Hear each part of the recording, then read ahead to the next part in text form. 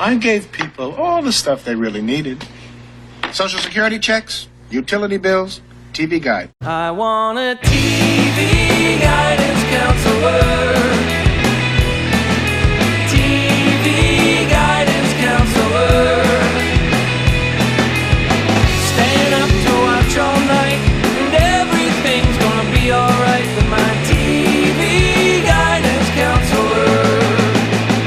Hello, welcome to TV Guidance Counselor. I am Ken Reed, as always, your TV Guidance Counselor, and this is the show where each and every week we discuss classic television with an interesting person, using a back issue of TV Guide from my personal collection as the inspiration for our conversation. We are, week 3 into June? More than half of the year is over. We're getting through it.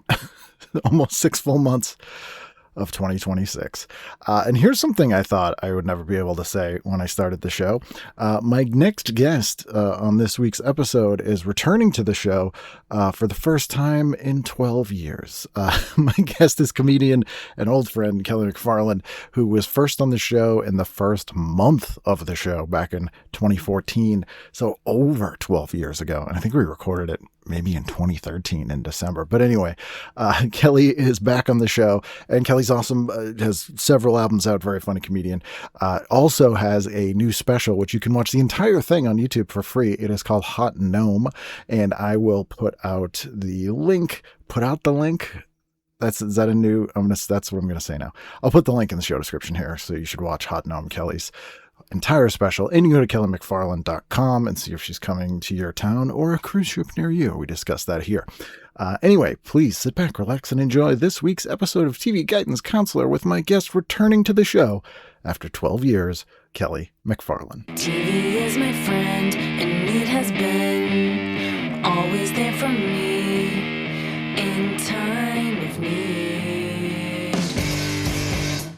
Returning after 12 years. I think you were the third one I ever recorded. At your Kelly kitchen MacFarland. table. No, it was dining room. We were in the dining room. Yeah, it's like a kitchen. It's like it's a big room that has both It's rooms amazing. And I feel like I was there around the holidays because there were many Christmas trees. Pre-dogs, when we had like 9 Christmas trees. Yes. But then you got the doggos. They don't like the trees. Better. They won't do the trees. Well, I think it's just such a pain to like put up all that stuff with them around. And like, I remember my dad, I think that year we were in LA for like some of December, and he was coming over to feed the cat like once a week. And he was just like, "You guys are crazy. This is stupid." He's like, "There's too many trees. It's stupid." Like he was like legitimately mad about it. I love it. I loved it. I mean, I'm a little loop-de-loo anyway, but We've whittled it down, though. It's like, we just got the good stuff, so we don't need it everywhere. Yes. Yeah. Oh, that's so fun. And no one comes to our house anymore. I think You're like, they're not welcome. We've had like 3 people here in the last like 9 years at this point. Oh, I should just drop in. No, I'm just We're kidding. here. Dropping in is We're not going anywhere. Too scary. Yeah. I don't like driving. But it's, great excuse to have you back on because you have a special out, which is great. Yes. Not that you had to have a special. I mean, I know you did the special so you could come back on the show. No, for sure. That was The weird part is that I could have just called you. Yeah. You know what I mean? Yeah. We could have. But you went through PR. You had to go through PR people. That was really weird. And my favorite part of it was when you texted me and you were like, "Do we have to do this through PR?" I was like, "Oh man, I'm sorry. No, we don't." Well, you're not the only friend. So your record's on a Blonde Medicine, Yes. which is, we've known Jessica Moses works there forever. Yes. They put out a ton of comedy stuff, but they have like an existing relationship with a PR firm who kind of always hits me up when people put out stuff on Blonde Medicine. And so Kaplan, it was like, there's like been a ton of people where I'll get an email and I always am like, "Oh, really? Do I want to have this person on?" Think about it and get back to you. Yeah. I mean, not that I would expect them to like, I don't know how they would even research that. Like, is Ken friends with this person? They take a deep dive on my Facebook. Yeah. Yeah. Let me see here. Yeah. Some people, not to go on a tangent here, please but do. In a post-Me Too world, I get pitched people to be on the show, and if it's like actors, only guys really, there's like 3 or 4 women of various age groups in Hollywood that I have to then check with to see if that person's a piece of shit. Oh, good plan, though. I mean, Yeah. yeah, that makes sense. I do feel like I do that same thing, though. I'm always like, hey, I'm working with this person. Can I drop the name to you? And if they're like, ugh, then I know. Like, just use the restroom in the front of the club.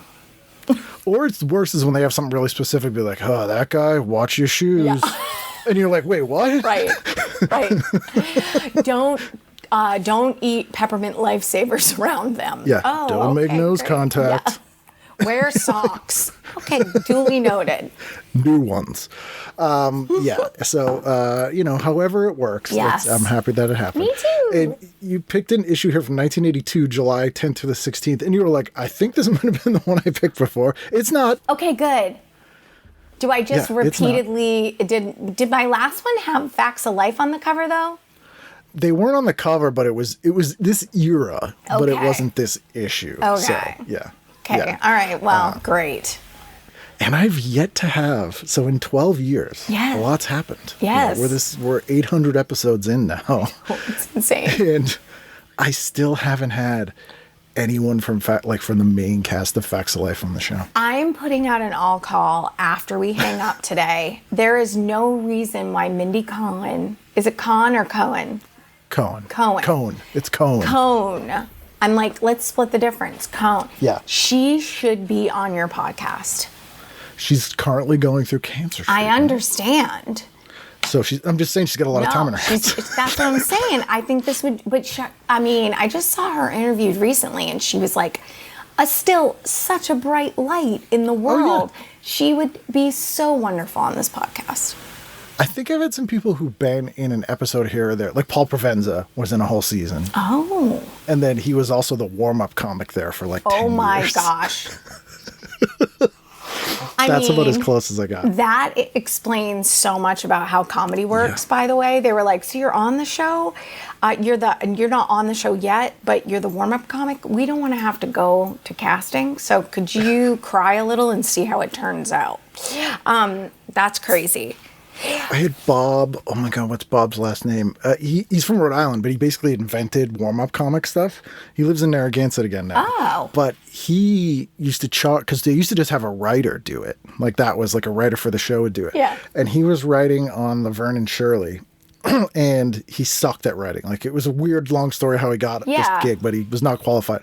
So Gary Marshall was like, you go out and make the audience laugh or something. So he like did a really good job, and he's the guy who invented like bringing T-shirts and doing like games and all this stuff. That's awesome. So he started charging like 10 times the amount that the other people would get paid. And so in order to like justify paying him that, a bunch of shows he worked on would like have him do small parts in the show for like no extra money. So he pops up in like a Newhart and like a thing here. It's very funny. He's like, yeah, that was to justify what they had to pay me. That's not a bad life, though. Like, No, you don't have to be not at like all. a full-on actor going out in the grind of auditioning. And you get to write, which I'm assuming if you're a writer, then that's what you want to do. You know what I mean? Otherwise, Warm-up comics, the word. You'd work You've customer been to a taping service. with a warm-up comic. I right? sure have, friend, yeah. It's that. I think as a comic, that's maybe it's not quite like Scared Straight, but it's like one of those things where you're like, why? Oh, yeah. Oh, Ghost of Christmas Future, why are you showing me this? No, make it stop. You're not real. You're just a piece of old liver. yes, yes. My dog wants to say hello to you. Oh, nice. Yeah, I she still knew. haven't met this guy. Hi, Oh. Betty. Say hi, it's Ken. And is it a Labradoodle? She is a Cavapoo. So she's King Cavapoo. Charles and she's King Charles. She's part King Charles. And It's actually King Charles, everybody. It's Meghan Markle. I got her on the dark web because, it's King Charles and a poodle, and you Yep. think the Epstein files are dicey. We all heard the rumors. Here's the proof. Okay, you got to see. You can go down. Very cute. Yeah, she's Yeah, cute. my dog stopped bothering to come in here although Ted, the Yeah. poodle, he'll come in and just, if he's mad, he'll just start knocking over stacks of things. Yeah. Like he'll look at me and just knock it over like a cat. And I was on a work meeting and they were like, oh, is his tail hit things? I go, no, look at this. And I turn the camera on him and there's like a stack of magazines and he looks at it and just knocks it over and walked out. How old is Ted now? Ted's 10. Oh, and Yeah, Pete? Petey's 13. Yeah. Yeah. Gosh. Larry's I was going to say, 9. well, I forgot about Larry. The baby. Larry's the baby. Yeah. It's weird having elderly dogs all of a sudden. Pete, Larry, and Ted. And Ted. Those three are all. When I picture your dogs, I just picture the couch, the sectional, and they're just laying on everyone. Oh, yeah. They're like, "Oh, Yep. did you want to sit down? Yeah. Good luck." They're like, Yeah. this is very comfortable. Yeah, they're very lazy, but sociable. They're so and, cute. and cuddly. I like them. Yeah, they're like living weighted blankets. So we got the Facts of Life here. Yes. This is not my favorite year of Facts of Life, which, as we all know, is the over our heads years. Yeah, I know. Same. But yeah. Beverly Ann Stickle. But this is like in its stride. Yeah. So we're after it was retooled. We got Yes. Joe in the mix. Yes. After they were forced to live with Mrs. Garrett because they shoplifted. Yes.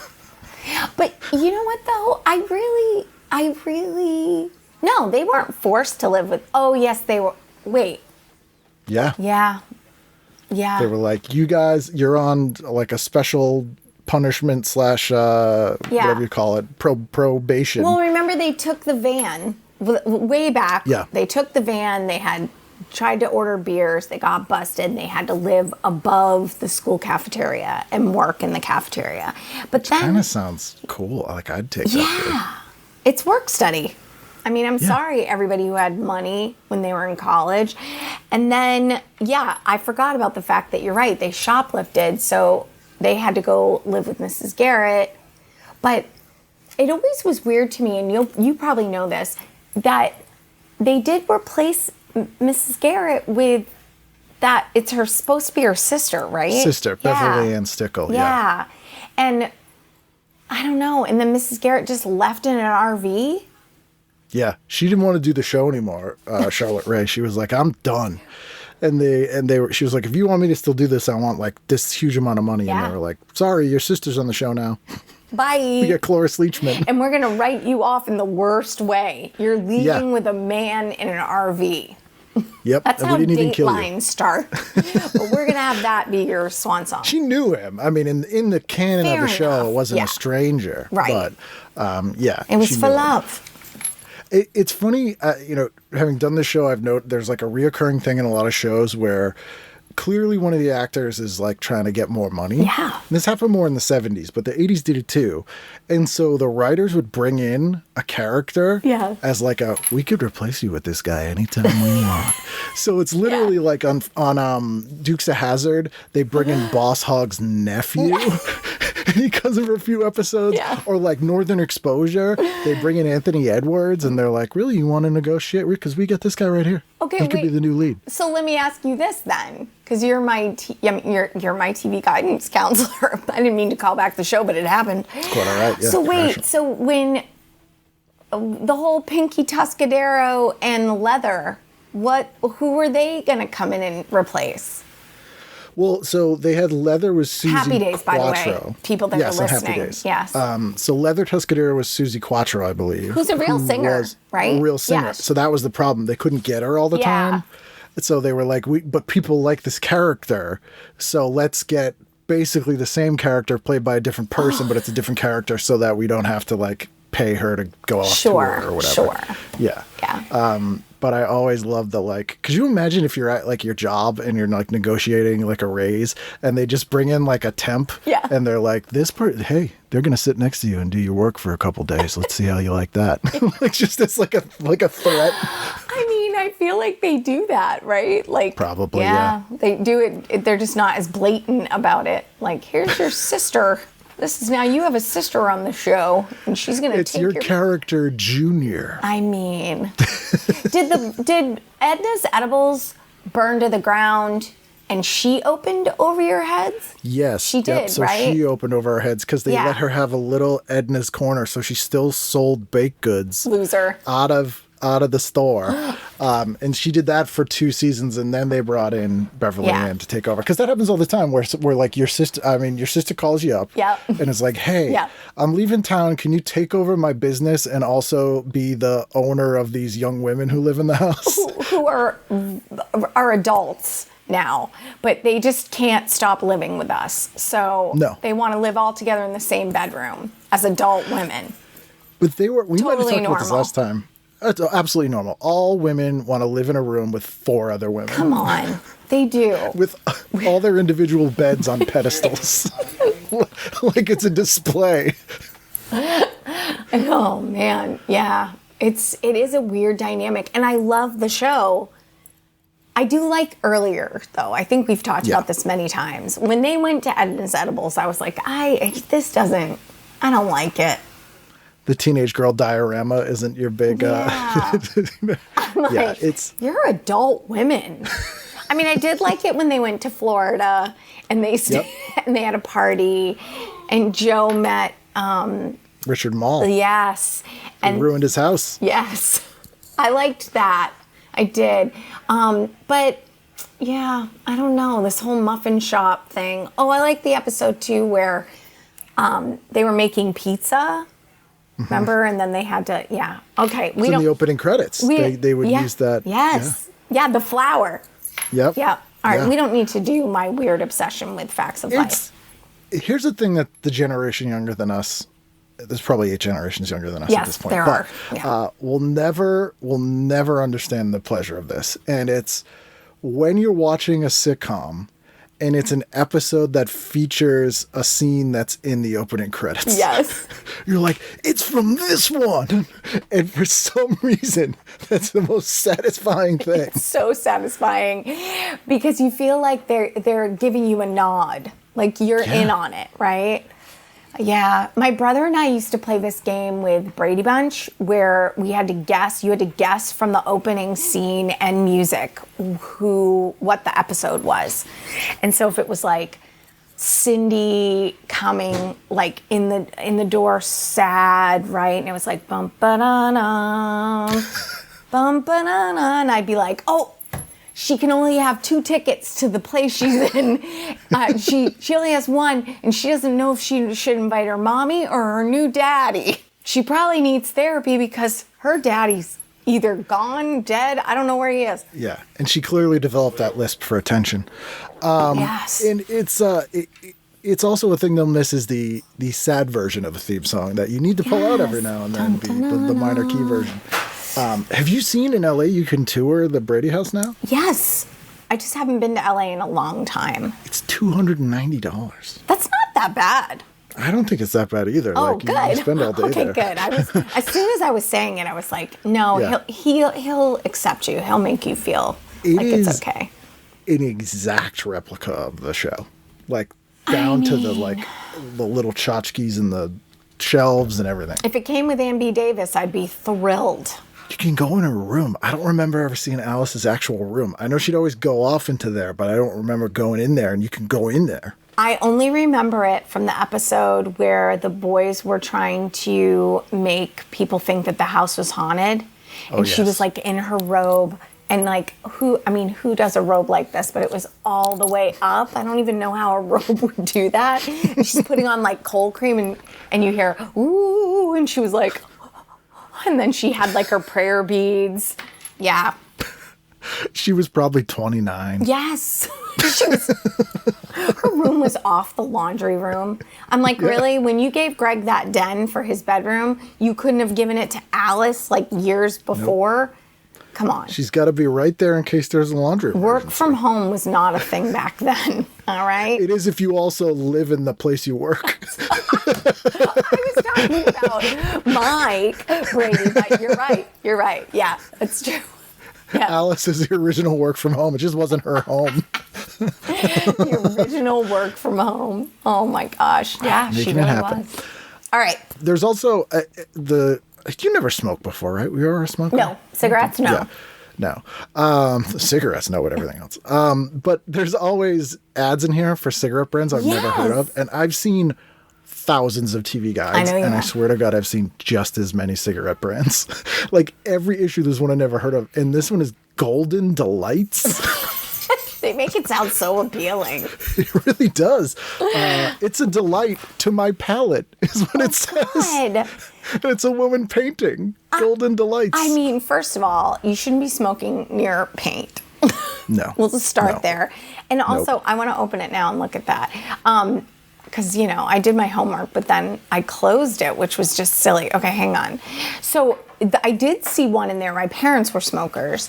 And there was an ad in there for Merit cigarettes, and that was my yeah. mom's cigarette. That's what she smoked. So, I mean, But not Golden Delights. not Golden Delights. I've never even heard of Golden Delights. No. And the yeah. weirdest thing. Wait. Is she this- Yeah. Yeah, what is happening? Because so it's this woman, and she's got an easel, and it's really tall. And so a guy, who I'm going to presume is her boyfriend, Yeah. I think, is lifting her stool up so she can paint this thing. I don't understand why. Okay, so I'm looking at it now with a very critical eye. That person looks like a child now that you're saying that. Yeah. Yeah. So is he ripping butts and then picking up his kid to help them reach the E in delights so she can paint it? Maybe he's forcing her to make Yes. art to pay for his cigarettes. I mean, I think you nailed it. What about this one? Bel Air. Lighten up. Yes. With low tar Bel Air. The original light menthol. And we've all been to Bel Air, and nothing says Yes. Bel Air like cigarettes. And this ad this is super 70s horny holdover. Oh, for sure, yeah. You got a hairy, I'm guessing this is his younger girlfriend. I'm going to guess he does not wear a wedding ring, but I'm going to tell you right now he's married. And not to this lady. Yeah. No, Yeah. no. He's on a boat, I think. Yeah. They both got cigarettes. For some reason, in the photo, her cigarette looks photoshopped in. It doesn't look like it was Yeah. there originally. They don't. Yeah. They look like they just went swimming. Yeah. My guess would be a catamaran. I think they're on a catamaran. Yeah, it's catamaran look kind of going on Yeah. here. She's got I guess it's a bathing suit, but it also looks like it could also be a towel. Yes. Very sexual. Yeah, very weird. Like, let's just sit on a boat, and they're on the sand, so the boat's not even in the water. It's If the boat's on the weird. sand, they're like, we went swimming, now it's time to light one up. It's like a nautical, I know after a big swim, I like to fill my lungs. Settles the stomach. I like a big swim. Then there's an article in here about James Galway, the Irish musician. Yeah. And this poor guy, so he plays the flute, right? So the headline says, blowing up a store. Yeah. And it says this Irish musician is an acknowledged master at blowing his flute. Like, why do they hate him? I mean, was he like, you got to be kidding me right now? Yeah. Boy. I get it. You're telling me that I'm with dicks and things. He's like, great, this seems real. Irish musician is an acknowledged master at blowing his flute and his own horn. Good golly. Yeah, the poor guy. And then later it says he's called the man with the golden flute. Like, hey, how about that's the headline? Yeah. I mean, Golden Delight, you had a theme going. It's a missed opportunity, TV Guide. This guy's blowing him. Jesus Now, Christ. are you going to talk about this next article? Because I hope so. This is Yes, I the am. People's Court. So Yes. this is when the People's Court first started. Judge And I Wapner. love it goes charge. The stripper didn't strip enough. Verdict. Innocent. The People's Court has shook a rich vein in real life comedy and drama. The People's Court does not get enough credit for changing the world and essentially inventing sort of reality TV. As we know it. Yes. I have been saying this forever. It is the original Jerry Springer. It is the original, like, you all think you invented daytime TV. My friend Diane Blanchard and I, amazing human being, we used to play a game called Judge Whoppy when we were kids. It was the People's Court. We would play People's Court in her living room. And we'd be like, dong, dong, dong, dong, dong. I loved People's Court so much. It's great. It's still on with Judge Millian, and it's still Yes. pretty good with her. Judge Judy perfected it. No one will ever do it better Of than her. course. But Fair enough. so the genius of this show was that they realized it's technically a game show.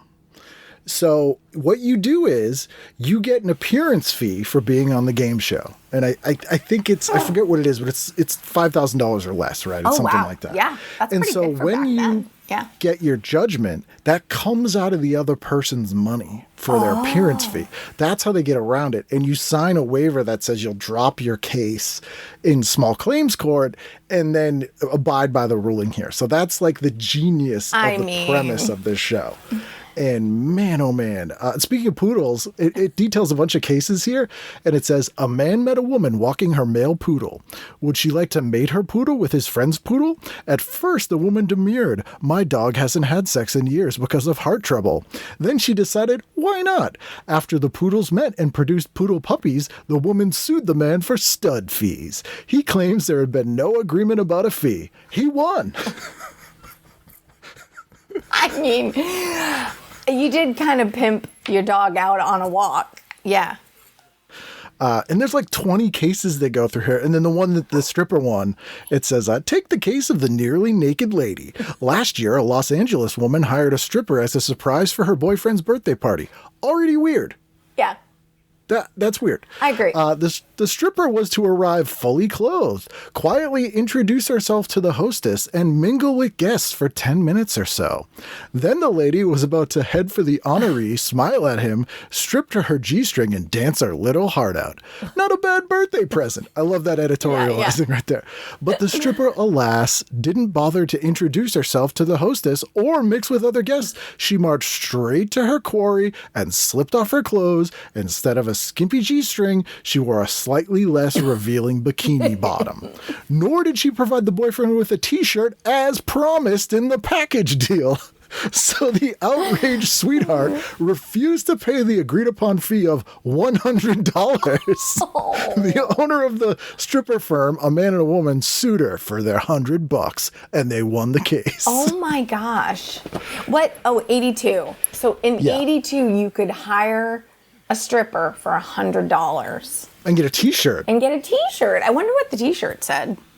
I had a stripper my birthday or something. Yeah. Or like, I got a stripper and all I got was this lousy t-shirt. I mean, if you look at the state of vaguely horny entertainment in 1982. Fair. We're in like prime mud wrestling years. Yeah, facts. So it kind of checks. My aunt, I think it might have been her 30th birthday party. Maybe it was I think it was her 30th. And we were at the Fish and Game Club in Melrose, Mass, where my uncle was the bartender. And so I was, I don't know, 8. Yeah. All kids there. It was the full bar. families. Yeah. Yeah. And a cop, I'm making air quotes, came in and was literally like, this party's too loud. Who's in charge here? And she was like, it's my birthday. And he was like, handcuffed her. And then he just started stripping. It was like a strip thing. And I remember he had like an elephant G-string thing with this dong as the trunk. Yeah. And like that was inappropriate. Yeah. But also educational, maybe? True. Yeah. True. I mean, body positive. Yeah, true. I can't think of strippers anymore on television without thinking of when Danny DeVito was the stripper on Friends. Yeah. Because it is my favorite episode ever where he's like, anyone looking for the long arm of the law? And he's so tiny. And he's so cute. Oh, I don't know. I didn't know this was a real thing, though. But then I experienced almost this exact scenario. So when you were 8, you probably suppressed it. Yeah, I'm sure. You tucked that right away. A hilarious series of photos I have. I've probably showed you this before. My gay uncle. Yes. On his 30th birthday, my grandmother hired a stripper to surprise him at work. That's how you do it. So there's these photos of him in the jewelry store he owns with this woman stripping and my grandmother, who looks like the grandfather on Pawn Stars, just beaming. And she brought my other uncle, who's 13. And then it's like a maintenance guy and a janitor. And so it's the most awkwardly hilarious series of photos. You have some great family photos. Yeah, there's some characters. There's some characters in there. Yeah. Yeah. That's a favorite of mine. So. Oh my gosh. Would you ever go on a court show like People's Court or anything? I think I might have back in like years ago. Not now. But like just for the TV credit? Yeah.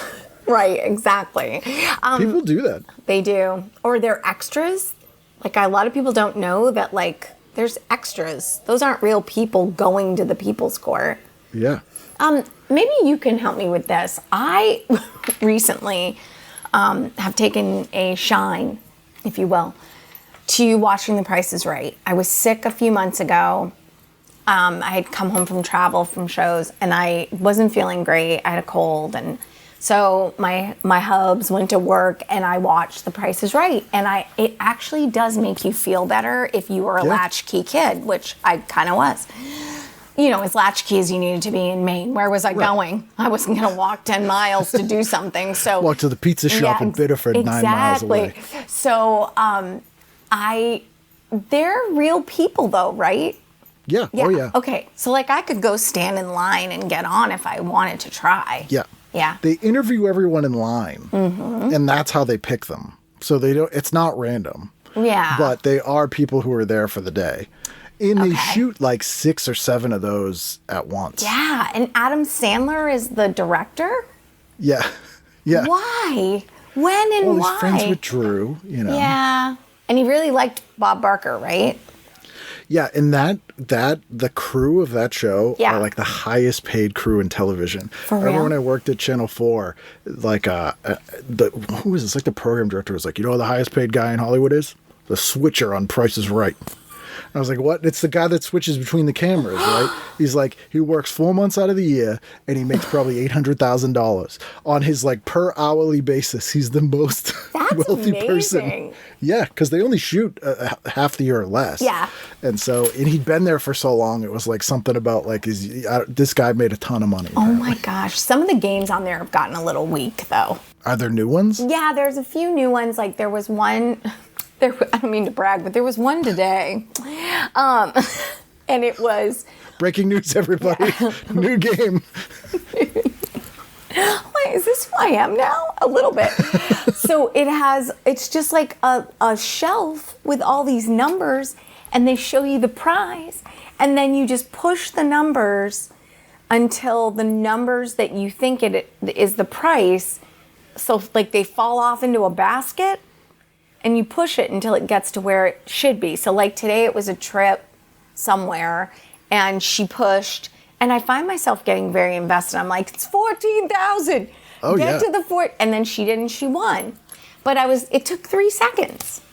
Yeah, that's not fun. Like, No. everybody obviously wants to do Plinko, which not everyone gets to do. I know. But they do Cash Fridays. yeah. It's only cash winnings. It's extra fun to watch old episodes now. Yes. Because there's an additional difficulty of having to know the price of things from specific years. Oh, yeah. So you're like 82. All right, that can Yeah. of beans is probably 35 cents. Yeah, that's true. Things are really expensive now, too. I also like it when insane. a big dum-dum is in the panel and they bid on something and they're so far off. Yeah. It's just the best. It was like 2 scooters and helmets. And the woman goes, $2.25, Bob. I was like, $2.25. $2.25 or $2.25, yeah. Bob. And then now it's a thing to like always, it used to be $1 was the thing. Yeah. Now it's like $1,300, Bob, $1,301. And now the Oh, guy yeah. after will go $1,302. I'm like, you Ooh. dicks. Escalate. That's extreme prices, right? Yes. Anyway, I don't know how we got here because it's not during the time frame you asked me to No, look at. but we're talking daytime TV. Prices Yeah. right. There'd be a great. There's somehow I'd have to noodle on this. Okay. But there's probably a great way to combine the People's Court with the Prices Right. I don't know watch how that. exactly, I don't but I would either. watch that let's all day, both every day. brainstorm and Yeah. then pitch it. We could come up with something. Yeah. Well, on The Price is Right, isn't it true that if you get like a car, you can just, they'll buy you out of it. There's independent people who pay the prices right to like hang out in the eaves, and literally when you walk off stage, they'll be like, here's the tax bill on that car, I'll pay you that money for the car. And so it'd be like a $30,000 car, and they're like, I'll give you 10 grand for the car, and you're like, cool, I don't have to pay taxes on it, I get the 10 grand. They pay people right there and then. And it's a whole industry. I find that so fascinating because it would be such a racket, and they're still doing it. Like, if you flew there just to be on the show and you win a car, now you have to pay the transportation fees to get it home. You've got to pay, like, the taxes. So, I'd be psyched if someone was like, do you want me to take that Hyundai Elantra off your hands? Yes, I do. Because you could be like, oh, it's a $30,000 car, but you're like, I don't have 10 grand. Right. Like, I was not planning on spending 10 grand for a car I don't need today. Right. It's not going to happen. Yay! No. Yeah. I have been on a game show, but I haven't won anything. Which one? Oh, it was on a show called Boys and Girls in the UK. It was ridiculous. I found footage of it a year ago or 2 years ago and posted. I'll send it to you. I'm going to need that immediately. Miserable. There's there's scenes of me in the audience. It was sort of like a mix between like Singled Out and it was awful. But there's this footage of me just being like, angry, scowling. I was told there'd be craft services, like all mad. Oh, there wasn't any food. It was awful, and it was live, and it was terrible. That's awful. You've never been on a game show. Well, just Biggest Loser, if that counts. Well, I guess it's technically a game show. Yeah, I mean, you lose. Well, yeah. You win by losing. Oh, that's fun. No, I mean, you lose. You go home without anything. Debt. If you could go on a game show, what game show would you go on? Existing or not? Press your luck.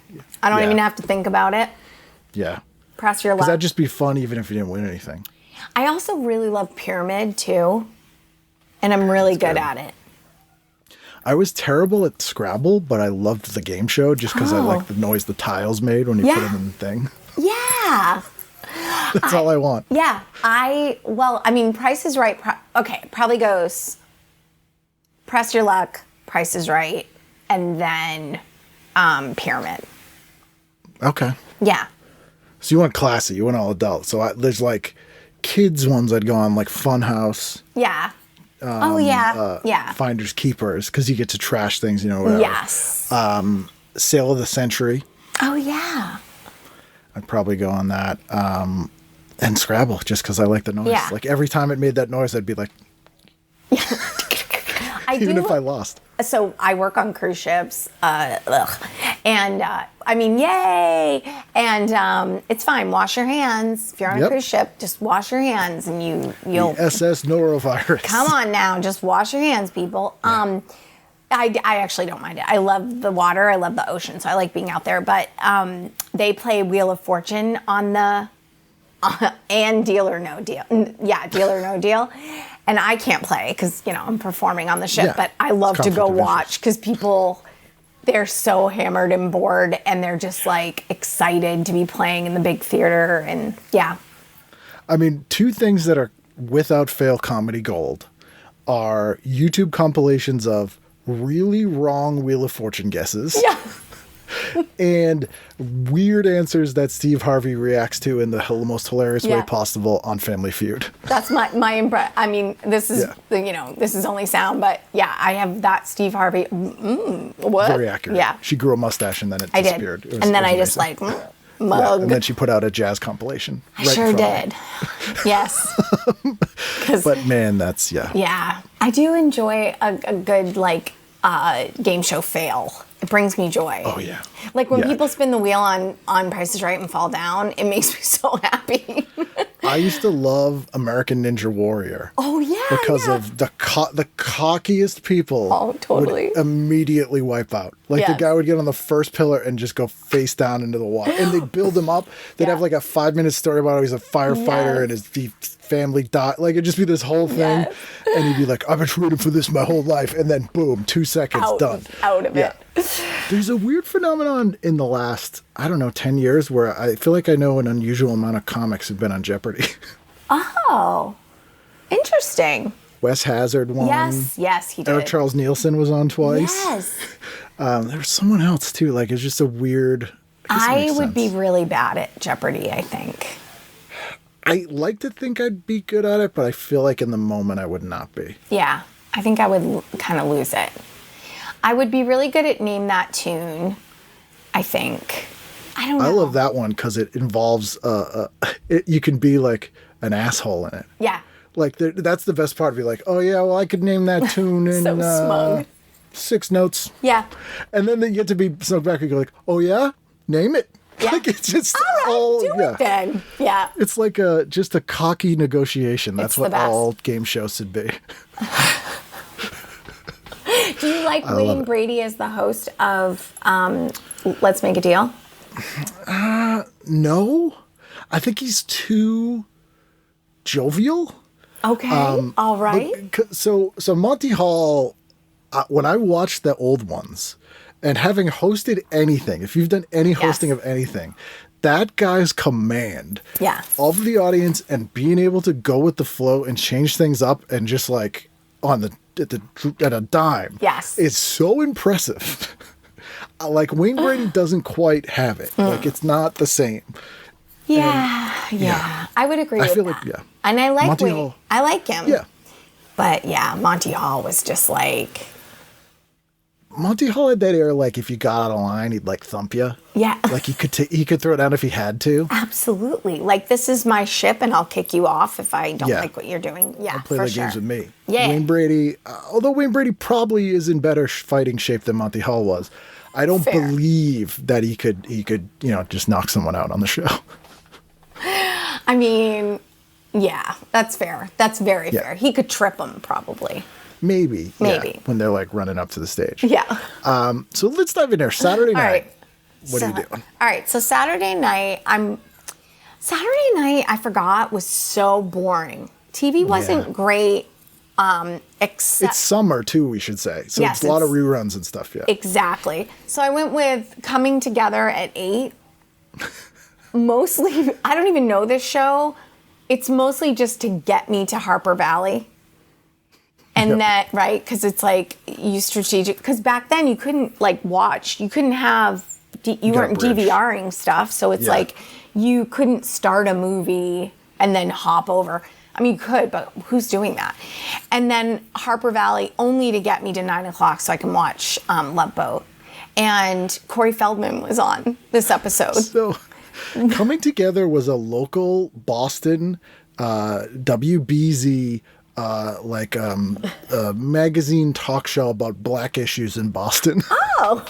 And Jesse Jackson was in this particular episode. Okay. They would play it at the weirdest times. 8 o'clock on a Saturday is a bizarre time. Such a weird time. When I worked there, it was literally on at like 4 a.m. on Sundays.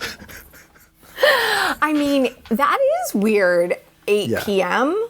Like, all right. I guess and it's summer. They're like, you guys want a primetime gig? Sure. How about July 10th? And then after that, Harper Valley, very light. Yes. And then Barbara Eden, based off the movie, which was based off a song, I think, if I'm remembering it right. Dun, dun, dun, dun, dun, dun, Harper Valley PT, yay. One season. And the premise of this is like, Barbara Eden's like a sexy mom who's like causing problems at the school. You got it. Thing. Yeah. She's just a sassafras of a mom. She's hottie pants central because she was Jeannie, you know. It was enough of a premise to get a show going. Listen, the whole fact that we're talking about it means it'll be rebooted in a year. That's true. They'll be like, and starring in Harper Valley, Nikki Glazer. She'd do it. Yep. Love Boat. Yeah, this is like quintessential Love Boat as far as the cast goes. Yes. So you have a woman played by Tanya Roberts, is courted by a man, Bert Convy, who insists they were wed 100 years before. So we get that Shirley MacLaine past lives thing. Absolutely. A bachelor played by John Philip Law, who was in Danger Diabolique, finds 2 kinds of love in a divorce. What does that mean? Well, keep reading. But then it says, in a divorcee, Linda Day George and her troubled son, Corey Feldman. I don't want John Philip Roth finding two kinds of love with Linda Day George and Corey Feldman. Now, I feel like they're talking about the mother relationship, but then also the relationship with this troubled child. However, I agree with you that two kinds of love does put us somewhere else. And this was actually very what's the word I'm looking for? I mean, Progressive? Yeah, I think so. A divorcee. She took her kid on a cruise and, She's meeting guys. It's not a widower. Like a widower would be fine. Right. But like a divorcee, she's that's divorced, my choice. sassy, brings her kid on the cruise. Where's he going when they're canoodling? And this is Corey Feldman fresh off of being in the Bad News Bears TV series. Yes, which did not do well. No, but it's pretty good. Yeah. Yeah. I mean, it's funny. And when was Goonies? 85. 85. So he hasn't even done Goonies yet at this point. Or Gremlins. Gremlins 83 was Gremlins. So we do Gremlins the year after this. But yeah, this is like just finding his way in the world, Corey Feldman. Oh yeah. He really had quite a career. I mean, he was a great kid actor. I thought really Stand good. By Me, Lost Boys, they're all really great. And then he got ruined by Charlie Sheen. And Michael Jackson. Yes. I mean, he'll deny it. And, someone, just for the record, we don't want to get sued. Someone hurt him. Allegedly. Yes. Yeah, I just have a button that puts allegedly in after every statement I make. Yes. I'm surprised there's not an AI thing that does that for you. Just puts allegedly after every statement. Or a little flash, so that you allegedly. remember to say it. It's after the purview, but because it's the Fantasy Island Love Boat, you gotta look at what's on Fantasy Island that night. Yes. The two stories are: an English history buff played by Tom Smothers wants to meet King Arthur. Oh my God. And the weirder story, a country western singer played by Linda Blair wants her late boyfriend to play on her next record. I mean, Fantasy Island is a really trippy show. I want my dead boyfriend to play on my country record. Yeah. Also, I'm Linda Blair. Also, her dead boyfriend played by Donnie Most. Ralph Malph. Yep. I mean, that's a really trippy show. Yeah. I just got into an interesting conversation with two other guest entertainers on the last ship I was on. Stephanie Hodgson, very talented singer, and we were talking about what's his name? Donnie Most? No, the one that played the guy from Fantasy Island. Oh, Ricardo Montalban. Ricardo Montalban. My husband, by the way, just said Ricardo Montalban. Yeah. So there's a whole internet thing about how when he did the Con movie that he has a fake chest plate. So I had to settle the argument between the two of them. It was Mark Neiser was the other guest entertainer, two-time world champion juggler, by the way.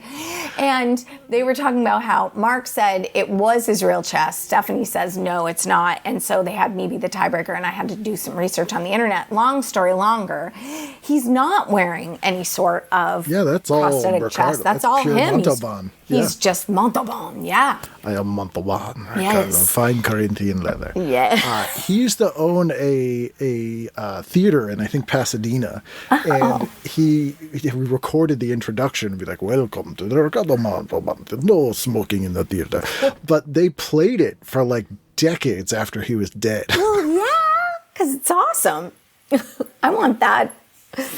On at the same time, Yes. this sounds like the most depressing thing I've ever heard in my life. So it's CBS reports terminally ill people and their loved ones who use support groups to help deal with their grief and fears are observed in a show called A Time to Die. A 38-year-old Cambridge Mass man afflicted with inoperable brain tumor talks about preparing for his death. Quote, there are worse things than cancer, he tells correspondent Marlene Sanders. Oh, quote, boy. you could go through life aimlessly. Okay. So is he saying that he is not going through life aimlessly because... Yeah. He's got an aim. Wow. Apparently. Now, I have to say Walt Disney was also on during this time. Yes. But I wouldn't have watched that now, and I used to get really bored with Walt Disney. Yeah.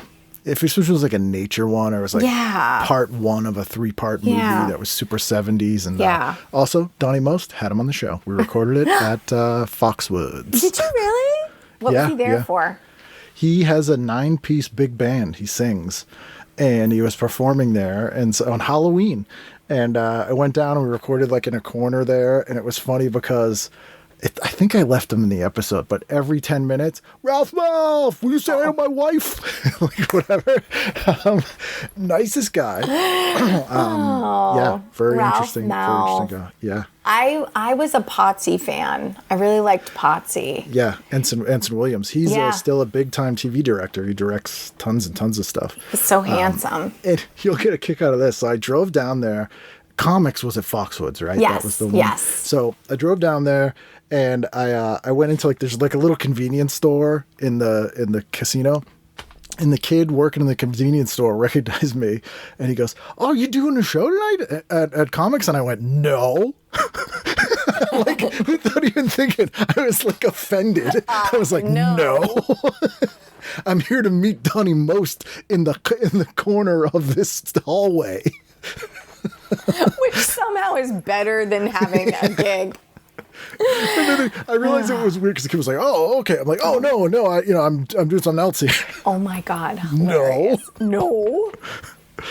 Oh my gosh. I can't believe he has a big band. What is he like? Oh yeah, he's pretty good too. I mean, he was now? a singer on Happy Days. He had put out a couple singles and stuff as well then. And he also is the one who pointed out that the Jump the Shark episode was really dumb. And he says, he goes, "I forgot about this, but Ronnie Howard was like, Donnie, you're the one who told us, like, you were in your trailer and you went, Ronnie, look at this bullshit. This is the dumbest shit ever. I'm so quitting dumb. the show." Why would he wear his leather jacket to water ski? You wouldn't. He wouldn't. No. Unless he was just that rich. He's just throwing him. Did he have a life jacket on over it? He did, right? He did, Or did he do the belt? No, he had a life jacket on over it, I believe, because you want to set a good example. Fair. You don't want kids. You don't want kids trying to recreate that on their own without a life jacket.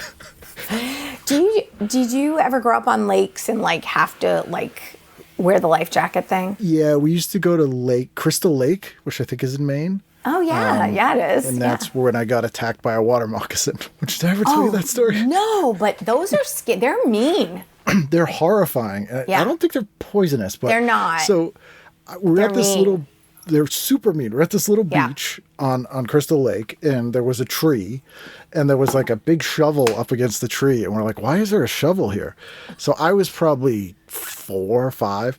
So I'm swimming in the water, and I'm just like not paying any attention, and I look, and everyone's on shore like screaming at me, like freaking out, and I turn around, and there's just this giant snake mouth open like right behind me. So I swim really fast, and I get on the shore, and I don't know. I'm like, it's a fish. What's it gonna do? Chase me onto the shore? Yes, it is. Because it's a snake. It's very so mad. It comes up onto the shore, and now I'm like, there are no rules, and I don't understand. Nothing makes sense anymore. And my dad comes out of nowhere with the shovel and just like chops the snake up, and then he goes, I guess we know why they have that shovel," and like threw it aside, like walked off, like, and I was like, greatest day of his life right there.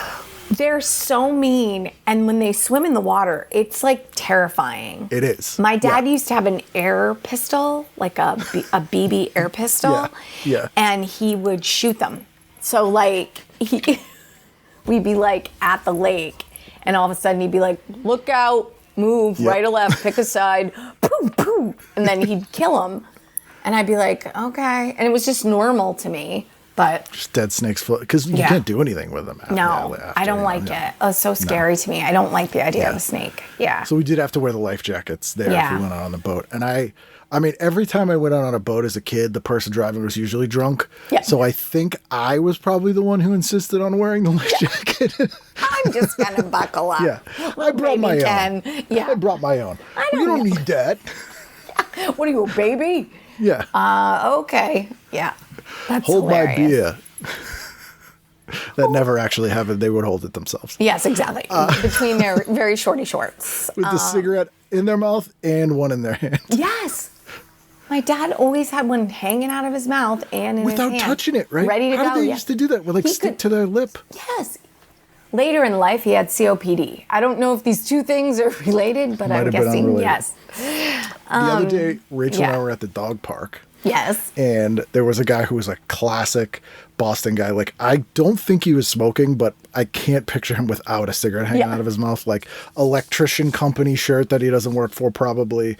And he had 2 dogs, and he's like, yeah, I rescued this one. And I'm like, oh, cute, you know, whatever. He goes, that one there, a friend of mine sent me a video of his neighbor beating the shit out of it in Florida.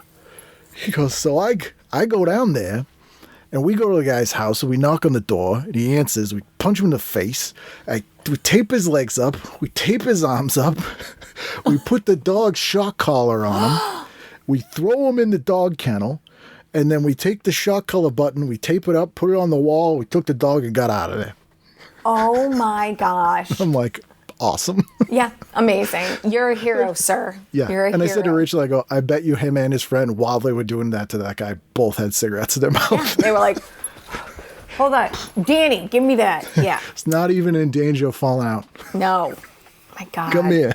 Yeah. Yeah. That dog seemed happy. That dog's life has changed forever. Forever. And I love that he's like, I go down to Florida. Yeah. So do I it. see the video, and I get in my car, and I drive on down there. Fuck no. I went straight through. That's too. It's like townie guys, no matter if they're like the biggest scumbag on earth, like no matter what, they'll be like, you don't fucking do that to a dog, brother. Animals and kids. All right? No way. Animals, kids. Yeah. You It's a can New beat your England wife thing. all you want, but animals and kids. Yeah. I was like, this Florida scumbag did not know what he was dealing with. No. My God. Yeah. It's not, you can't. And you're Florida. Yeah. Yeah. They're Yeah. like, no one would do that. And they do. Sunday night, what are you doing? Oh, Archie Bunker, followed by One Day at a Time. This is a good one. This is a stellar 2 hours of television. Yeah. Followed by Alice, and then the Jeffersons.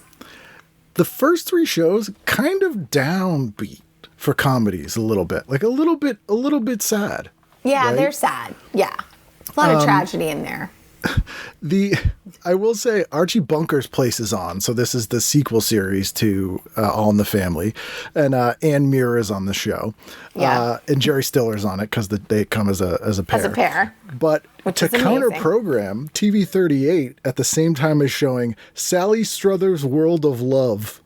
Oh, is that just like a pitch to donate money? Yeah, it's Christian Children's Yeah, Fund's yeah. chairwoman Sally Struthers discusses how the organization helps needy children. But that shouldn't be called Sally Struthers' World of Love. That doesn't sound like No. a title that's reflective. I don't feel like those go together. You know what I mean? No. Yeah, you're right. I forgot this is the spinoff, Archie Bunker. And again, what I'm learning about myself is if I think about what I'd watch now, I would probably watch Maude and then flip over to One Day at a Time. But then back then, I wouldn't have known to do that, Yeah. right? Because we had one TV and it's like... Analog. Yeah. And also Chips is on, and I did like Chips. Yeah. Yeah. This one is Ponch ponders a singing career Yeah, of course as he a did. patrolman track violent punk rockers. This is the punk rock episode of Chips that I always talk about. This is like a quintessential Yes. classic Chips episode where Ponch has to go undercover because highway patrol officers often go undercover. Always. Park your bike. Take as your a punk helmet rocker, and they go into the locker room, and he's like bumping into the locker. He's like, "I'm practicing slam dancing," and William Forsythe is the lead singer of the punk band, and his name is Trasher. And what would people know William Forsythe from? He's in. You recognize he's in a ton of stuff. Yeah. He's in Out for Justice, the Steven Seagal movie. He's Richie. Okay, He's in yes. Dick Tracy. Yes. The guy that's so in everything and no one knows who he is. He always kind of plays this. Yeah. And so he's Trasher, the punk rock singer. This is such a good episode. I 100% watched this rerun in this summer, this episode. I think this was the Oh my night I gosh. first saw this. I mean, you have it's fantastic. punk roots, so of course. Yeah. Oh yeah, I'd always watch those things. One Day at a Time that night has Chuck McCann in it as a Yeah. character called Beer Belly. Guys, I got a part in a sitcom. Oh, cool. I'm playing Beer is it? Belly. Oh, God. I mean, I liked One Day at a Time, but only because I really liked Valerie Bertinelli. That's you and everyone in America. I know. She single-handedly I was carried crushing that show. crushing hard on her. She was cute. She was funny. Yep. I wanted to be friends with her. I also wanted to be her. Like, yeah. Dating Eddie Van Halen. Right? Come on. Yeah. Now, I did lean a little towards Funny Lady, but then I read the thing and quickly gave up on it because it says it's Barbara Streisand returns as Fanny Bryce in Funny Lady. And I was like, Funny Girl does not need a sequel. So I would not have watched need that. A Girl Meets World. And, It does not. You know, as much as people talk about Funny Girl, they rarely discuss Funny Lady. Yeah. It doesn't come up that often. So You'd be weird. surprised. Not a lot of people seek out the sequel. People don't go, I need more of this. And with all that said, if my parents were home, we would have been watching Nova. It's educational. It is. It's produced in Boston. It My dad still is loves to this it. day. Yeah. It's Nova. great. Yeah. This one is called The Television Explosion.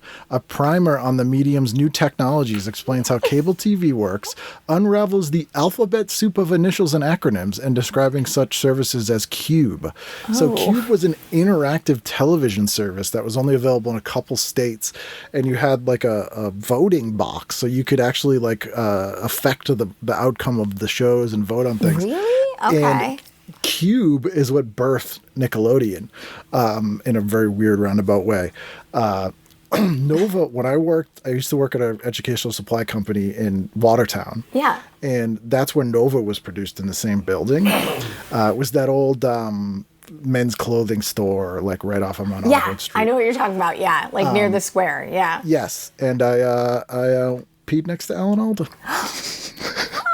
In the bathroom. Oh, good. Not Yeah, like outside. No, he was in there doing his voiceover, taking a break, and I didn't know they made Nova in there. Yeah. So I'm just like at work and like in walks Alan Alda. It's very weird. Hello. Yeah. And I was like, Loved you okay. on everything. Yeah. I mean, that's a great segue because, I mean, on Monday, I'm watching MASH. Did you watch it as a kid? It Yes. seemed too adult to me, and it really bummed me out. Yeah, no, my parents didn't really follow what I was doing very much. So you were going rogue watching. Oh yeah, I was MASH. watching all of it. Private Benjamin followed, but I'm on Monday already. Yeah, We're yeah, moving yeah. through. Monday is Private Benjamin, which I remember being a horrible show It's bad, and the because movie's fun. I saw the movie. Also, probably shouldn't have, but did.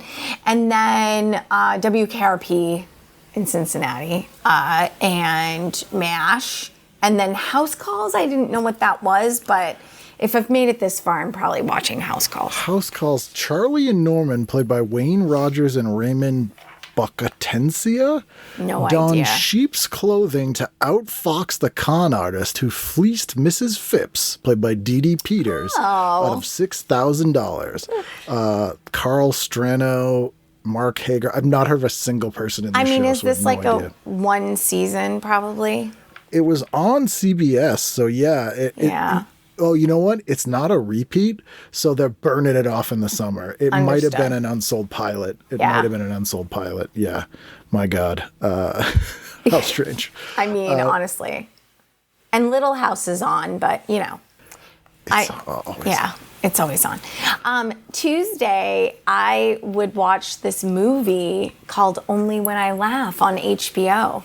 Yeah. If it's on at 8 o'clock, you told me I could, I have all the channels. You do. I do. And so I did go through it. There wasn't much else that was interesting to me. So I chose that one. And it has Christy McNichol in it. Yep. And Marsha Mason. It's a Neil Simon play. Yes.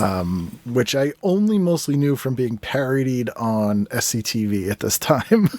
And this is one that they really parody in the Christmas episode. my gosh. I've seen this once. It was on HBO nonstop. It was one of those movies that it was like, before they just showed just one of the guys every day, all day for 4 years. It was this movie on all the time. it's funny. And Galaxina is on the Stars channel at the same time, which is Dorothy Stratton, and she plays like a weird space robot, sexy space robot. It's a comedy. Oh. it's a weird movie. Yeah. And TV38 is advertising that on July 18th. So the week after this, there's a huge like quarter page ad here. They're going to be showing Gorilla at Large in 3D, and you can go to Stop and Shop and get 3D glasses and watch it in 3D on your television. Yeah, glasses available at Stop and Shop and Sunshine Country Stores. Which I don't remember at all. I don't understand how we even thought that that was a thing. Because I remember being a kid and them being like, don't forget to pick up your 3D glasses, and it didn't work. No. At all. The blue and red never works, doesn't work in the theater. But I have a Blu-ray of the movie Robot Monster, which came out recently, and it has glasses that come with it, and it is very convincing 3D at home. Okay. It's the only time I've seen it work. Also, Stop and Shop questions. Did you have Stop and Shop up in Maine, or was it mostly, what was the... No, we had Stop and Shop up there, but I mean, I grew up in the middle of nowhere, Maine. So in 82, we had Mr. Market. Oh, Mr. Market was like a one-off, guys. It was a local, my friend Darren Hashy's dad owned it. And so we'd go there. And then if you wanted a big grocery shop, you went to Augusta and you went to Shaw's. Okay, Shaw's was the big one. Yeah. Because I obviously grew up with Stop and Shop, and it wasn't until about 15 years ago I was trying to get Pepsi Throwback, which was the cane sugar Pepsi. Yes. And I was calling all the Pepsi bottlers in New England to see like what stores it would be available in. And this woman goes, "Oh, it'll be in all the stores, Shaw's, Stoppies." And I was like, how have I never heard anyone call it Stoppies? Like, obviously it's Stoppies, which now I call it all the time. Yeah. But I was like, I've made it to the ripe old age of whatever I was, 30-something, without ever having heard it called Stoppies. How is that possible? I've never heard it called Stoppies. But now you realize it should always be called Stoppies. I will call it nothing else now. Yeah. We had Hannaford, which is down. It's in Mass a little bit. We used to call that the Hannies. Oh. So I guess it makes sense. Hannies, Stoppies. Hannies, Stoppies. Yeah. It'll be at the Stoppies. That's hilarious. And for some reason I did find it, yeah, it was real good. And I always call Market Basket Maga Baga, and I have no idea why. That one's just strange. I mean, I don't know why you did, and now I get it. Like, that makes sense. Maga Baga. Going down to Maga Baga, you want something. Market Basket. What a toil and very like treacherous family story that is, right? Oh yeah. Did you see the documentary? No. How do I watch that? So there's one from about 10 years ago called like the Battle of Market Basket. So people know it's a local supermarket chain that's owned by the Damula family. Yes. And they're cousins, and they like had this battle to see who in the family would take over. And like people were protesting, and like no one broke that protest. I've never seen this happen in my life. People were like, if you're not going to have RDT Damula in charge, I'm never shopping there. And literally not a single person in the entirety of New England shopped at a Market Basket for like months. Yeah. Like there was no cars in the parking lot. They sold nothing, like not a single thing. So they put the guy back in. So there's a documentary called like The Battle for Market Basket. Okay. But then that was probably 10 or 12 years ago. And then in the last 6 months, his sisters kicked him out. Trying to get him out again. He must be a real dink. Well, he's the guy who wanted, so like everyone who's in leadership there, aside from his sisters who just inherited it, like started off as like bag boys or like stock people. Like that's sweet. Yeah. And everyone that works there gets equity in the company. Oh. And so they don't buy back like stocks. They get like bonuses every year, like everyone in the whole company. Okay. And so the sisters want to get rid of that. So he was like, no. They seem great. Yeah. Yeah. They make a really good cupcake. I like their bakery. Their bakery's pretty good. One of the last viral social media posts I made was about 6 months ago in a particularly depressing day.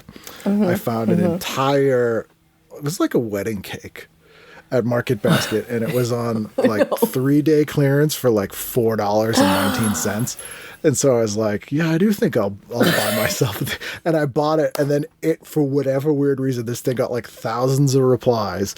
And then I was like posting the progress of me eating this cake for like a week. How was it? It was pretty good. It was buttercream, which I'm not super into, but had like it was nice, good amount of moisture in there. It was a chocolate cake. Nice. So I just have like way too many pictures of a clearance market basket cake. I mean, my mom used to go to the Nissen thrift store. Oh, yeah. And I never got it as a kid. I'd be like, this is so weird, Mom. This is a thrift store for food. Now I'm like, what a genius. End caps. Yes. What's on the... End cap. Yeah. I'm like, oh my God. Yeah. Oh, yeah. Supermarket bakery clearance is one of the biggest thrills I have in life at my age.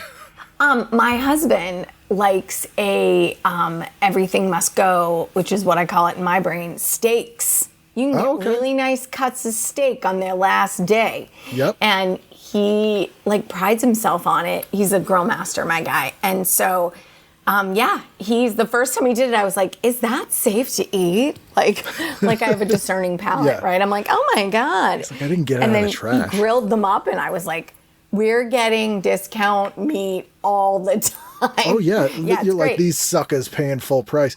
Also, Sunday nights, like an hour before closing, rotisserie chickens are like $2. Rotisserie chickens are $2? Yeah.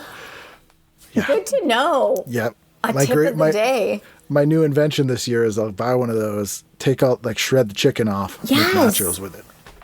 I love that, actually. That's amazing. Really good. All right. Anyway, We discount digress. supermarkets. Wednesday, what are we doing? Wednesday, Real People, Yes. which is do I have this right in my brain? This is the original, like, America's Funniest Home Videos, or also Chronicle on the local level. It's like all of that meets each other, right? It was like sort of. So this like dog Chronicle, water skis. Like yeah, that. a little. Yeah. Like it was a Chronicle and entertainment or evening magazine. Yes. Were formats that were kind of local and everywhere. And they were news magazine shows. But Real People was sort of a news magazine show, but was also like a little bit freak show. Not as much as That's Incredible. Right. But it would be like unusual human interest stories, I guess is how I would say it. And this one's fantastic. It says, reports on a Western dude ranch in Wales, the Los Angeles reunion of Black World War II whacks. I don't know what whacks I don't know are. what that is. WACS. A New Hampshire woman who keeps giant lizards as pets, and a California teacher who counsels street gang members to channel their energy into boxing. Oh, nailed it. So Real this teacher's people. having friggin' human cockfights with some street gang members. It's like You a could dude sell. ranch. You could sell them the uniforms, right? The belts. Then I go on to Facts of Life, obviously. Yeah. And This is then before it moved to Saturdays. That's it's still right. on Wednesday nights. Still a Wednesday night show. And then Love Sydney. I don't know this Yes. show, but I'm very invested now because, I wanted to watch Facts of Life. And So, Facts of Life, this is one burned by her journalism teacher's scathing criticism. Yes. Joe turns out a front page story linking him to a drug bust, yep, which is a great one. that's a great episode, actually. Love Lessons Sydney. were learned. Love City's a very interesting show. So this started as a made-for-TV movie starring Tony Randall as an out gay man Okay. who adopts some orphans.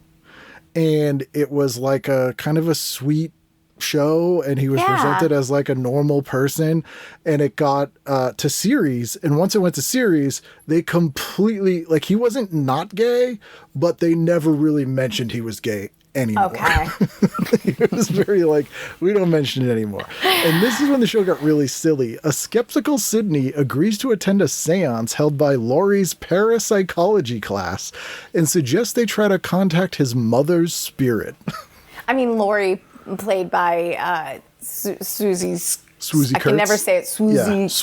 Swoozie. Yeah, Yeah. Swoozie. I mean, so fun. Yeah. Yeah. Have you ever been to a seance? Not like a real one. Like a sleepover one? Yeah, like, like we get the Ouija board out. Light and as a like, feather, stiff as a board. yeah, Stuff. you got it. Exactly. How about you? No, weirdly. I'm surprised. My parents would hire psychics every now and then to do like a party at the Yeah. house. I've been to a psychic. Yeah. Or How was 12. that? Oh, you still really? Yeah. I'd like to say I was searching for something at one point in my life, Ken. Well, I just find them interesting. Like psychics, I find it interesting. Did they ever give you like insight or advice that actually worked? You don't have to share what it is, but yeah, kind of. This is interesting. I went to a medium after my father passed away because my parents passed away within like 2 years of each other, and so I went to a medium. I think I definitely was like processing some stuff, and she told me some things, like was telling me stuff they were saying through her in real time that there's no way she would have known that. Huh. But I also know a mentalist. I have a really good friend who's a mentalist, like does the same professionally. And she's like, I was telling her about it and I was all excited and she was like, cold reading, hot yeah, reading. she was like, oh, honey, oh, Yeah. Kel. Oh, Yeah. no. Okay. Well, if you think your parents channeled through this woman while she was holding her 18-year-old blind dog that smelled like a ferret, then you know what? If that gives you joy, I'm like, okay, well, you just wrecked it. You ever seen those pet psychic people who are like, they go to people, like if they're going to put their dog down or whatever, they're Yes. like, there's something he wants to say to you. He's got a And message. it's always stuff where he's like, he said, leave the peanut butter out. He hates it when you do this. Like, and it's always that kind of thing. It's Complaining. like, yeah.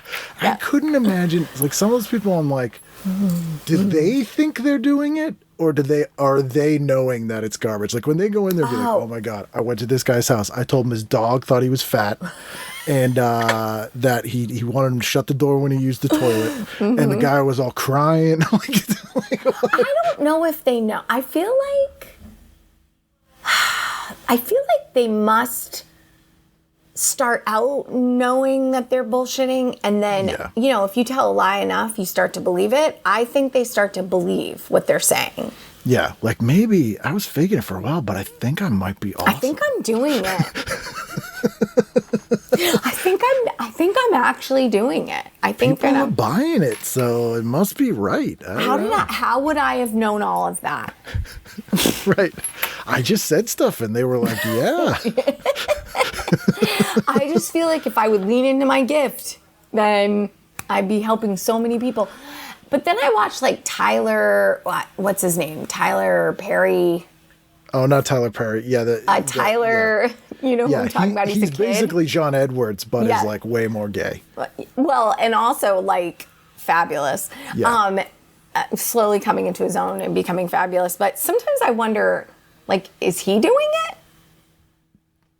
I don't think so. Okay. I think some people have like some people do have better intuition than other people and can read people well. Yeah. Like we definitely know comment. Like it's doing crowd work, right? Like you can make assumptions where you're like, oh, they're probably a couple, or like this guy probably does this for work, and like you're probably right like a lot of the time. Yeah, I mean you can ask open-ended questions and it's going to resonate with somebody.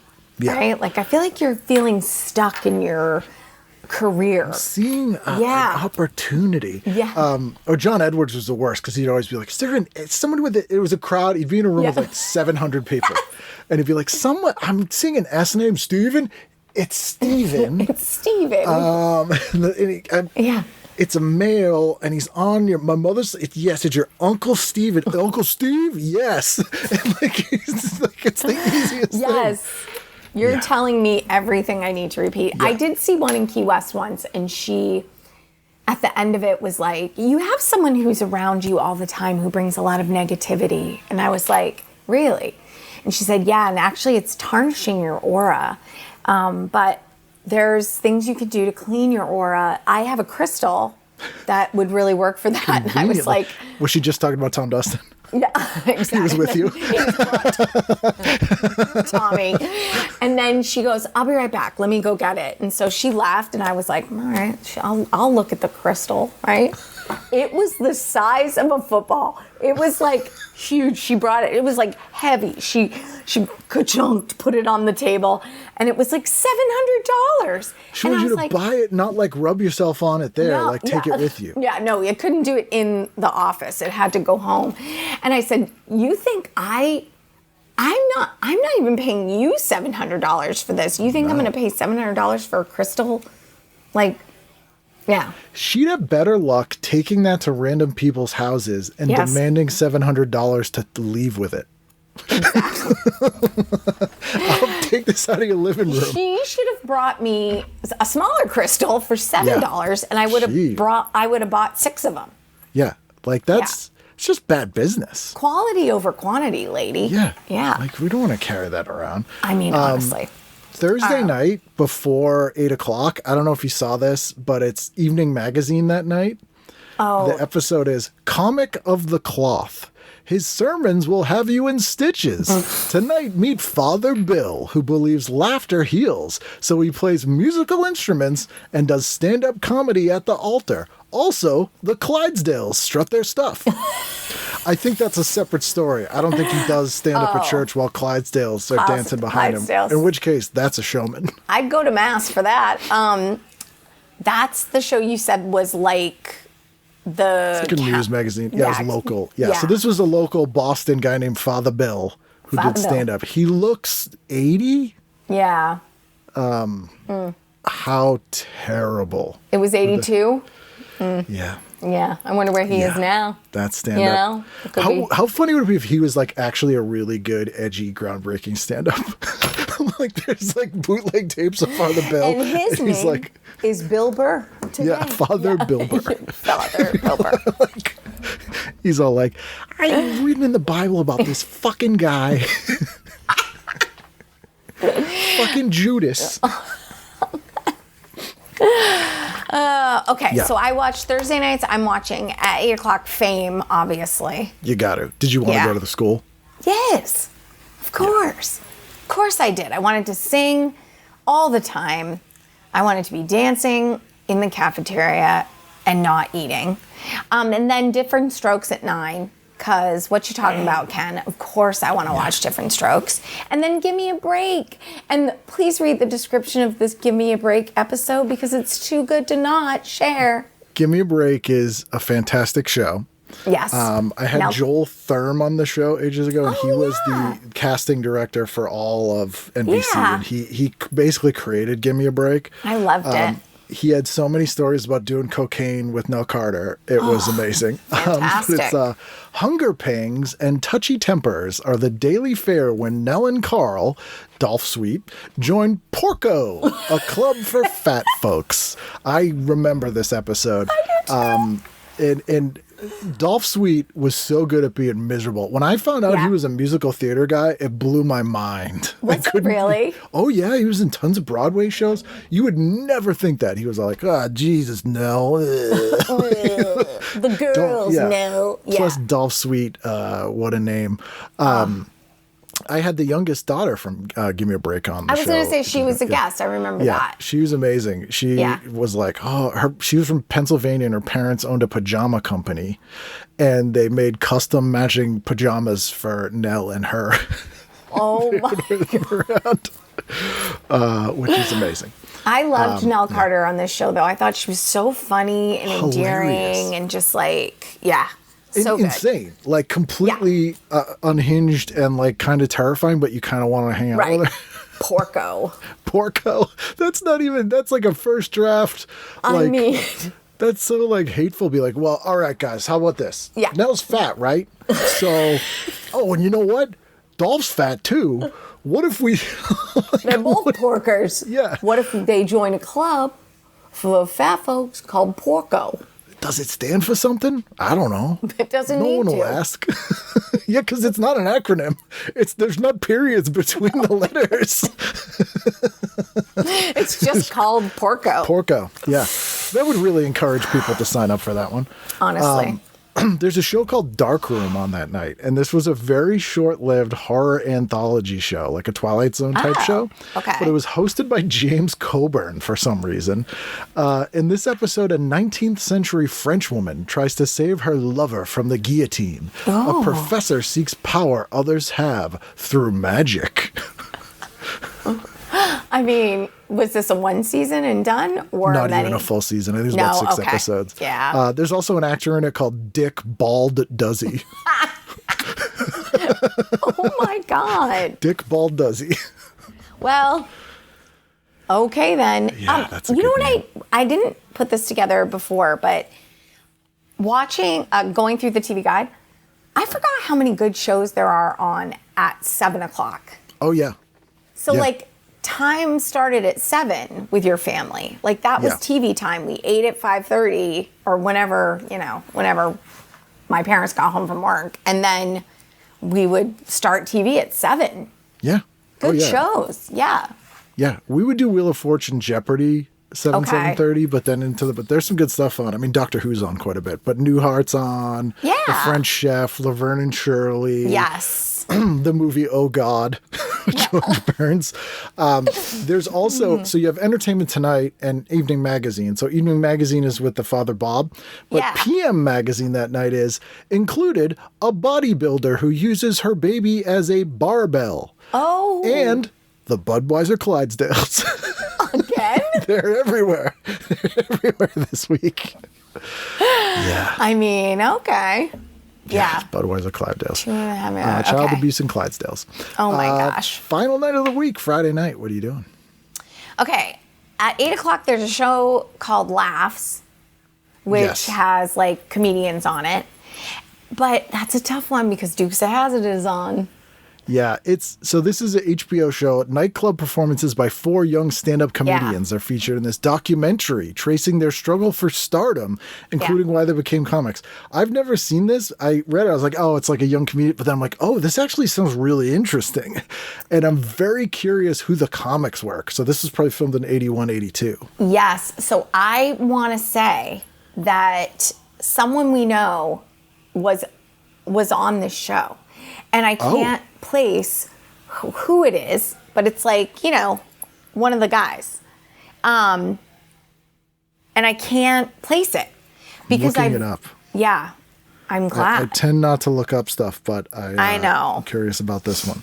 While you're looking it up, 9 o'clock Dallas or Kramer versus Kramer starts at 9:30, and that's a tearjerker. I never watched Dallas, but people love it. Yeah, it was fine.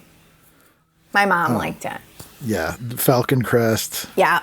Dallas. Dynasty. Yeah. Yeah. And they brought back Dynasty like I 4 or 5 know. years ago, and it was huge. Stop rebooting stuff. Especially stuff, not that Dynasty necessarily was this, but they reboot stuff that wasn't that good in the first place. Right. Like, we weren't missing this. No. I can't find it. So Well, all right, let's do some sleuthing because maybe by the time this So it's going to be New York, I imagine. It's not going to be LA shot. And it's got to be, let's see. There's HBO promos. Nothing. This is like really obscure. What's the date? The exact date? It was Friday, July 16th, 1982. Yep, HBO Guide, July 1982. It's got James Bond on the cover. Let's see. Let me get the PDF going here. Laughs. Okay. Okay. There we go. Laughs special. Watch 4 young comedians performing on stage. Why are laughs so important? This show uniquely combines the onstage and offstage. It doesn't tell us who's in it. It's got a graphic with a mouth with laughing around it, but it doesn't tell us who's in it. Do you think it's in the smaller spot? Like in the... So let's see, the Doubt July it. 16th. Where is it here? Let me look over there right here. July 16th. No. Because apparently they said a comedy special called HBO did a Laughs 2. Oh. And that was taped later in 82 and featured Arsenio Hall, Paul Reiser, and Barry Sobel. Oh, Barry Sobel.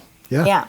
We all know Barry Sobel. Very famous Barry Sobel. Yeah, so 82. Oh, that could have been anyone then. If I those know. guys were in part 2. I bet that would be interesting. I'm going to try to find that because I'm curious. That would be probably cringy and interesting. So interesting. Yeah. And that's my whole week. Is there, what is this? Baratarians? Sorry. There's a show on PBS that night before I closed the guide here at 10 p.m. called Baratarians, documentary. A look at the rugged life of the people of the Louisiana Bayou, including scenes of a trapper combing the area's backwaters. Bartarians. Bartarian. Yeah. Is there anything you've been watching as like a comfort show, or do you have like a go and a sleep show? Oh, yeah. I have a few of those, actually. I'm rewatching Hacks. Okay. Because I just really enjoy Jean Smart. I just think she's... Love Jean Smart. I found that show stressful. It's very stressful. I'm enjoying it more the second time through. Because you know. For sure. Like, yeah. You already know. Yeah. Ted Lasso is one I come back to always. Yeah, nothing I'm super, like, committed to that's new for some reason. I couldn't even tell you what's new. No. Yeah, there's always comfort classic shows you just throw on so you can kind of like, Yeah, The Office brings me comfort. Friends still brings me comfort somehow. Yeah. I don't know. What's your comfort show go-to? Comfort go-to show. It was Barney Miller for a while. Newhart. That's one that always goes on. Mystery Science Theater 3000 is a classic. SCTV. Those are probably the big ones. Yeah. Those are like always yeah. great. The comforting television. I don't know. There are definitely shows that my husband has gotten me into and I've gotten him into, especially during pandemic. We found, like crossover shows. Like now we have a list going. So I really love Parks and Rec. He never watched it. So, but it's on in reruns. So I'm always like, turn it off. You have to start it from the beginning. And he's like, you're not going to know what's going on. I feel like I can follow it, Kelly. I'm like, you can't. I don't know. I get all weird and like. I've had Ben Schwartz on the show. You have? Yeah. John Ralphio. Yeah, so fun. Went to his house, got to hold his Emmy he won for writing for the Oscars. I mean, amazing. It's a fun. It's a fun. You're having a good time. That's right. Well, we'll have to do this. Days. We'll have to, if not this, something before the next 12 years. Probably not on a computer. 12 years is too long. Yeah, that's too long. Especially since we used to have dinner like once a month. Yeah. And then. No, nobody has dinner with us. It's just like. No, I'll have dinner with you. Yeah, well, we have dinner every night, so just pick. You know what? Dinner comes every day. That's right. It does. Yeah. Whether you want it to or not. That's correct. Well, this is really fun. Yes. Thank you for having me on. You're welcome. Thanks for doing it.